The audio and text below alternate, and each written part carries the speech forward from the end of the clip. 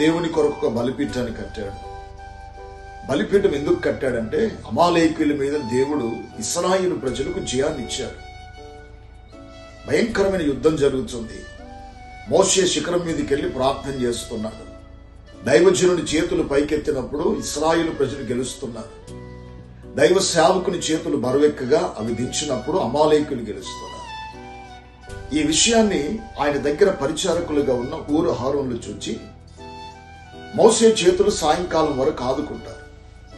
అప్పుడు దేవుడు అమాలేకుల మీద అద్భుతమైన విజయాన్ని ఇశ్రాయేలు ప్రజలకు అనుగ్రహించినప్పుడు ఆయన దేవుని కొరకు ఒక బలిపీఠాన్ని కట్టి దానికి యెహోవా నిస్సి అని పేరు పెడతాడు. ధ్వజము, జయము అని అర్థం. ఈ రోజు నేను అంటాను, 11వ నెల అమాలేకులైన శత్రువుల మీద ఇశ్రాయేలు ప్రజలకు జయమిచ్చినట్టుగా నీ దేవుడు ప్రతి సమస్య మీద నీకు జయాన్ని అనుగ్రహించునుగాక. నీవు దేవుని కొరకు ఒక బలిపీఠాన్ని కట్టి ఆయనకు యెహోవా నిస్సి అని నామకరణం చేసే పేరు యేసు నామములో పెట్టే విధంగా దేవుడు కార్యాలు నీ జీవితంలో తలపెట్టునుగాక.